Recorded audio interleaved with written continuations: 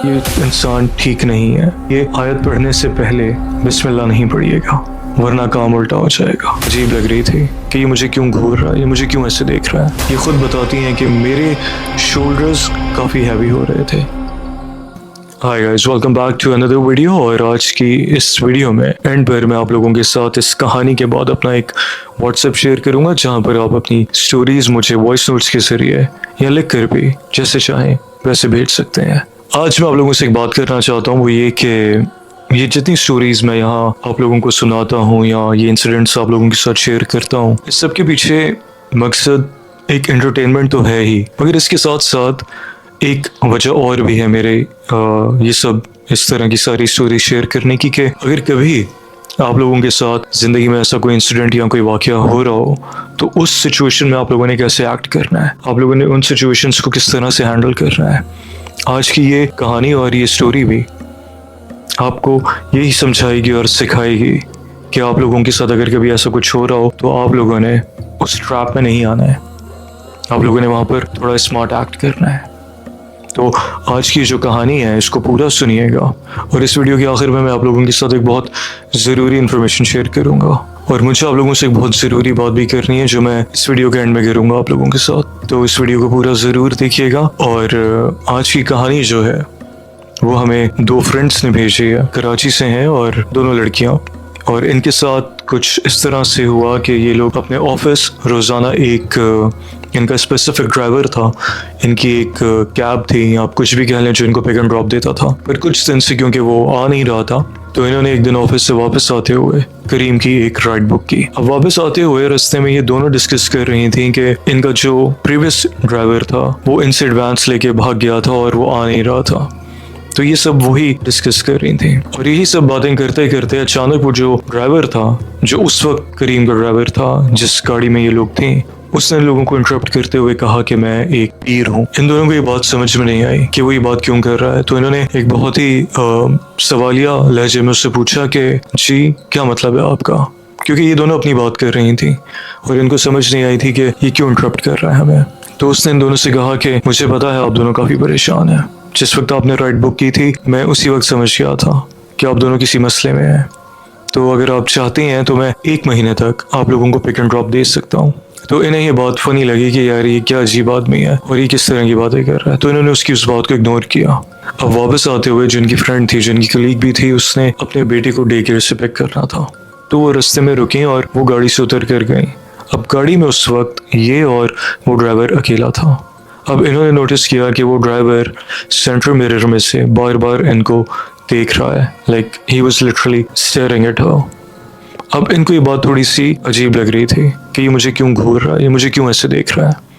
अब इन्होंने 1-2 दफ़ा इग्नोर किया इस बात को, लेकिन इतने में ही अचानक वो ड्राइवर एक बहुत ही हॉरिफिक सी आवाज़ में और बहुत ही अजीब तरह से इनको कहा कि मुझे पता है आप बहुत परेशान हैं, आपकी ज़िंदगी में बहुत परेशानियाँ हैं। अब ये कहती हैं कि उसकी उस तरह की आवाज़ सुन के ना मैं डर गई थी क्योंकि वो नॉर्मल आवाज़ नहीं थी। पर इनको ये बात समझ आई थी कि ये कॉमन ट्रैप है, लोग इसी तरह से आपसे इंटरेक्ट करते हैं कि आप परेशान हैं, हम आपके मसले हल कर देते हैं, आपकी ज़िंदगी में कोई ना कोई मसला चल रहा है। और ये बहुत एक आम सी प्रैक्टिस है कि लोग आपको इस तरह से ट्रैप करने की ट्राई करते हैं।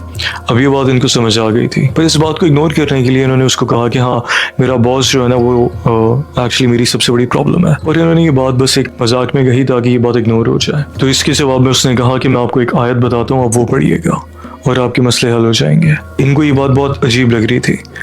उसके बाद उसने वो जो आयत पढ़ी, ये कहती है मैंने वो ज़िंदगी में कभी नहीं सुनी थी और इनको लगता है कि वो आयत थी भी नहीं। और उसने ख़ास तौर पे इंस्ट्रक्शन दी इनको कि ये आयत पढ़ने से पहले बिस्मिल्लाह नहीं पढ़िएगा वरना काम उल्टा हो जाएगा। और इस आयत को अपने बॉस को देखकर 8 बार पढ़िएगा और इससे ज़्यादा नहीं, वरना आपके साथ ज़िंदगी में मसले हो जाएंगे। अब ये बात इनको बहुत अनयूजुअल लगी और साथ ही उसने कहा कि जब आपका काम हो जाए ये पढ़ने के बाद तो मुझे सोचकर हदिये में चीनी किसी को बांट दीजिएगा, मुझे मीठा बहुत पसंद है। अब ये बात करते हुए ये कहती हैं कि उसकी आंखें बहुत अजीब सी थीं और मुझे उससे खौफ आ रहा था। इतने में इन्होंने अपनी उस फ्रेंड को मैसेज किया कि जल्दी आ जाओ, मुझे ये बंदा कुछ ठीक नहीं लग रहा। इन्होंने रास्ते में अपनी फ्रेंड को मैसेज किया था कि ये इंसान ठीक नहीं है, मुझे इसके साथ कुछ सही नहीं लग रहा। He is like you know he is not normal. तो इनकी फ्रेंड ने अपने हस्बैंड को कॉल करके जिस स्पॉट पे इन्होंने उतरना था वहां तक बुला लिया। अब जब भी उस स्पॉट पे अपने पहुंची जहां इन्होंने उतरना था और ये उतरने लगी तो उस आदमी ने, उस ड्राइवर ने इनसे कहा कि मेरा नंबर ले लें आप। अब ये बात ज़्यादा बढ़ाना नहीं चाहती थी, उसके साथ ज़्यादा किसी कॉन्वर्सेशन के अंदर इंडल्ज नहीं होना चाहती थी। तो इन्होंने कहा अच्छा ठीक है। तो इनकी जो फ्रेंड थी उन्होंने कहा हाँ जी बताइए। तो उस आदमी ने बहुत डांट कर और चीख कर इनकी फ्रेंड को कहा कि नहीं तुम्हें नहीं दूंगा, दूसरी वाली को लिखने दो। और ये कहती हैं कि मैं बहुत फ्रीक आउट कर गई। इन्होंने कहा नहीं मुझे नहीं चाहिए। अब ये वहाँ गाड़ी से उतरी तो ये कहती हैं कि शुक्र है मेरी फ्रेंड के जो हस्बैंड थे वो वहाँ आ चुके हुए थे और हम उनके पास जाके खड़े हो गए। और ये ड्राइवर काफ़ी देर गाड़ी में बैठकर उन्हें देखता रहा। अब इनकी जो अक्लमंदी थी वो ये थी कि ये उस इंसान को अपने घर तक लेके नहीं गई। इनकी जो भी सोसाइटी थी इन्होंने उसके बाहर ही गाड़ी रोकी और इनकी फ्रेंड ने अपने हस्बैंड को वहीं बुला लिया। अब ये क्योंकि नहीं चाहती थी कि वो इंसान इनका घर देखे, पर हाँ खैर इनकी सोसाइटी उसने देख ली थी और ये बात भी इनको काफ़ी परेशान कर रही थी। पर बहरहाल उसकी कुछ देर के बाद ये लोग अपने अपने घर चले गए और इनकी जो फ्रेंड थी उनके साथ ऐसा कुछ नहीं हुआ। पर ये खुद बताती हैं कि मेरे शोल्डर्स काफ़ी हैवी हो रहे थे घर आने के बाद, मुझे बहुत चक्कर आ रहे थे, मेरा सर बहुत दुख रहा था।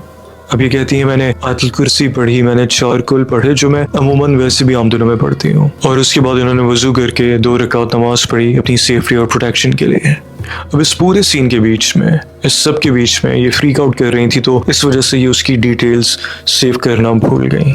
और हर कोई यही करेगा, हर किसी के साथ ऐसा ही होगा क्योंकि वो सबसे पहले अपनी सेफ्टी के लिए कंसर्न होगा। उस वक्त अक्सर लोगों को समझ में नहीं आता। एक बात और जो इन्होंने मेंशन की थी कि वो गाड़ी किसी और के नाम पे थी और ये इंसान कोई और था।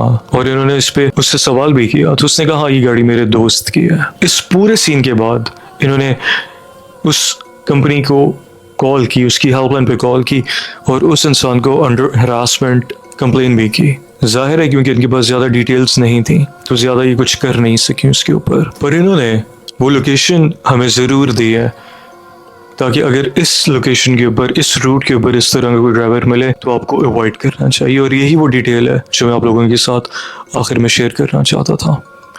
ये लोकेशन है DHA से अस्करी 13 के बीच में। इसी रूट के ऊपर वो इंसान गाड़ी चलाता है। उसका नाम इन्होंने अली बताया है और वो एक वाइट कलर की मेहरान है। गुलरेज बहरिया टाउन PWD चकलाला स्कीम 3।